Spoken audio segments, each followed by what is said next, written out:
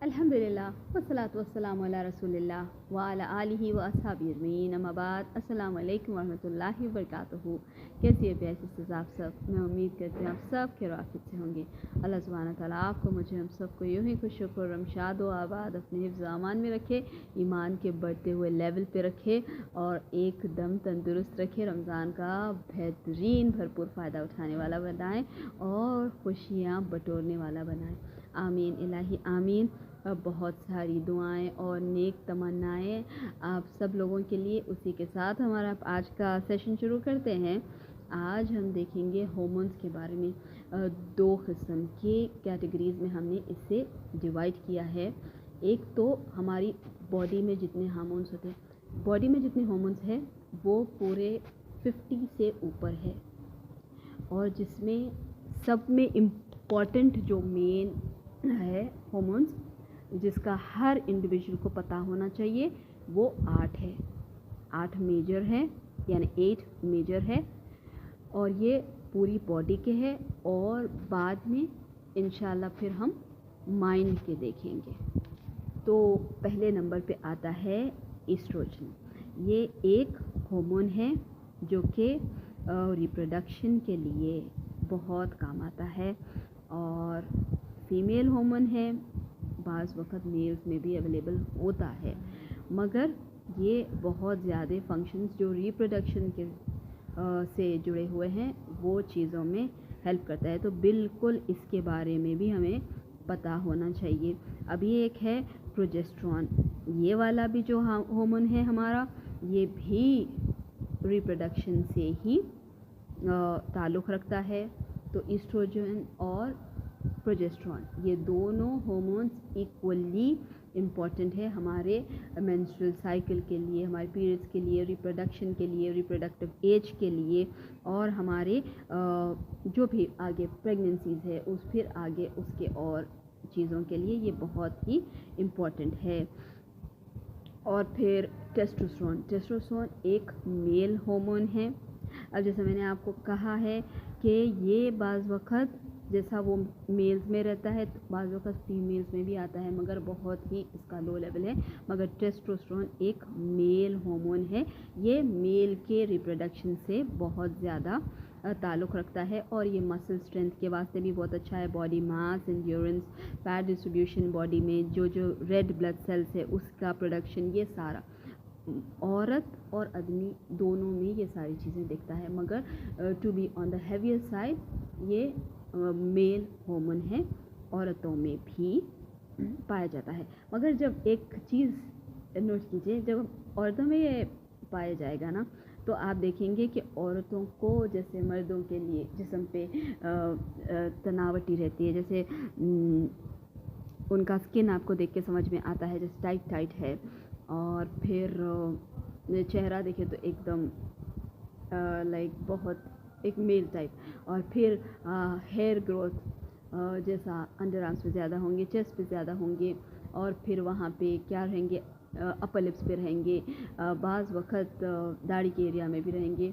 तो ये सारे जो हेयर का इशू है औरतों को भी हो जाएगा अगर औरतों में ये वाला ज़्यादा पाया जाए तो।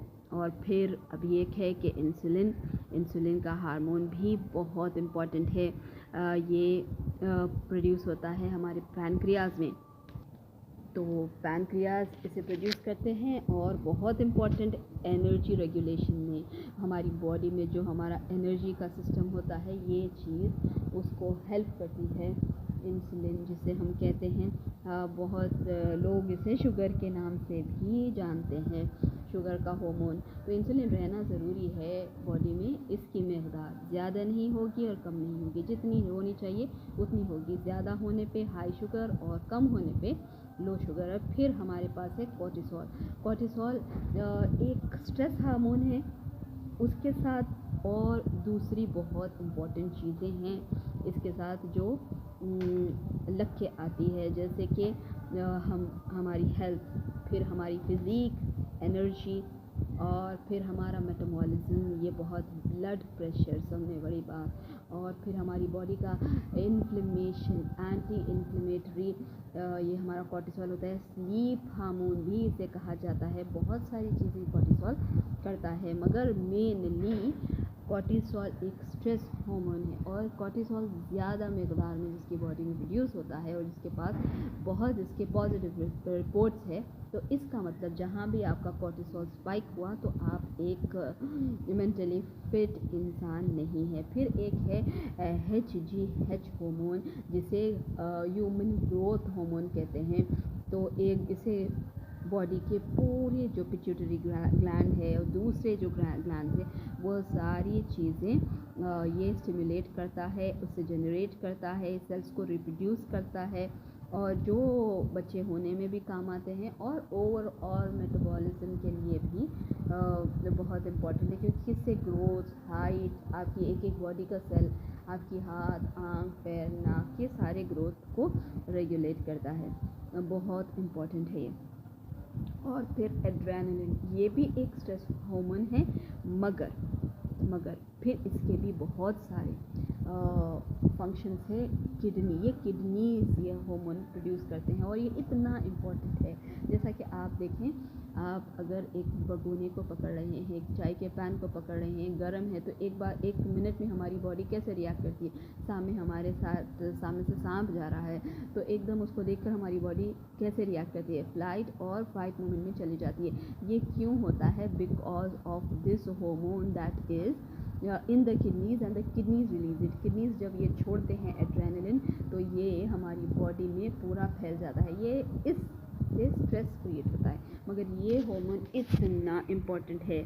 अगर ये हमारे पास नहीं है, और ये चीज़ हमारे पास नहीं है, जैसा अमूमन बच्चों के पास बहुत कम मकदार में पाया जाता है, और बाज़ वक़्त तो नहीं भी मकदार में, हाँ रहता है, मगर बाज़ बच्चों के पास नहीं भी मकदार में, इसलिए कोई वो फियर के सिचुएशन पे रिएक्ट नहीं करते। उन्हें पता नहीं है कि सांप कौन है, और वहीं बैठे रहते। उन्हें पता ही नहीं है कि आग क्या है, वहीं बैठे रहते, क्योंकि उनके पास ये फाइट और फ्लाइट रिस्पॉन्स नहीं आता। तो ये डेंजरस सिचुएशंस के लिए भी एक बहुत बड़ा बेहतरीन हार्मोन है, मगर ये हार्मोन ज़्यादा होने से बॉडी में बिल्कुल मेंटल इश्यूज़ हो जाते हैं। और इसको क्या कहेंगे एक छोटी लैंग्वेज में, कि जैसे एक आपने नल लगा लिया घर में और उसे हमेशा 24 घंटे खुला रखा, तो क्या होगा?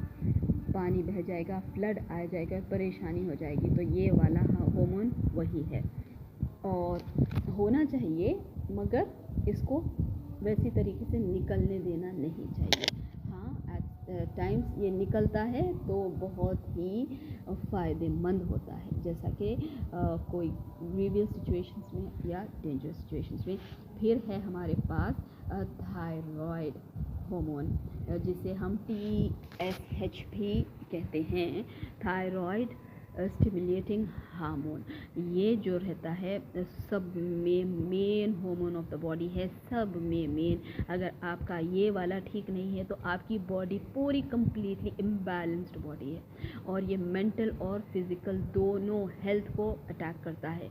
हाइपोथायरॉयड जिसको हो गए उसको अलग प्रॉब्लम्स हो जाते हैं, हाइपर थायरॉयड जिसे हो गए उसे अलग प्रॉब्लम्स हो जाते हैं। ये नहीं है कि बॉडी में थायराइड नहीं होना चाहिए, थायराइड होना चाहिए, बॉडी में बहुत ज़रूरी है, मगर ना हाइपो में होना चाहिए ना हाइपर में होना चाहिए। जितना होना चाहिए उतना। जितने भी हार्मोन्स के बारे में मैंने आपसे आज बात की है, ये सारे हार्मोन्स है इक्वली इम्पॉर्टेंट हमारी बॉडी के फंक्शंस को रेगुलेट करने के लिए। इसकी कम मकदार या ज़्यादा मकदार हमें नुकसान पहुँचाती है। ये पूरे हार्मोन्स जिसके पास भी नहीं है उसकी बॉडी माल फंक्शन करेगी और बॉडी फंक्शन ही नहीं कर पाएगी। तो इसलिए हम समझते हैं कि इनकी बॉडी में इंसुलिन, इनकी बॉडी में थायराइड रहना चाहिए, मगर anything in excess is dangerous and anything under the line is also dangerous. तो दोनों भी चीज़ें डेंजरस है। कितना रहना चाहिए? जितना रहने का उसका है। तो फिर इसको क्या करना चाहिए? ये पूरे हार्मोन्स हमारी खुशी को बहुत ज़्यादा एड्रेस करते हैं। अगर ये हार्मोन्स बैलेंस्ड रहें तो हमारी ओवरऑल बॉडी ठीक रहेगी, जिससे हम खुश रहेंगे और हेल्दी रहेंगे। अगर ये हार्मोन्स का फ्लक्चुएशन रहेगा, जो अमूमन 99% ऑफ ख़वातीन को, बिना मुबालगे के मैं कह रही हूँ 99% ऑफ ख़वातीन को ये इशू हमेशा लगा रहता है। क्यों? क्योंकि चाइल्ड बेयरिंग होती हैं, रिप्रोडक्टिव सिस्टम उनके पास होता है, तो इसलिए ये हार्मोन्स का हमेशा उनके लिए एक प्रॉब्लम के जैसे ही होता है। तो इसलिए अच्छी डाइट खाना चाहिए, सेहत का ख्याल रखना चाहिए और खूब खुश रहना चाहिए, ताकि ये पूरे हार्मोन्स अंडर कंट्रोल रहें। अस्सलामु अलैकुम व रहमतुल्लाहि व बरकातुहू।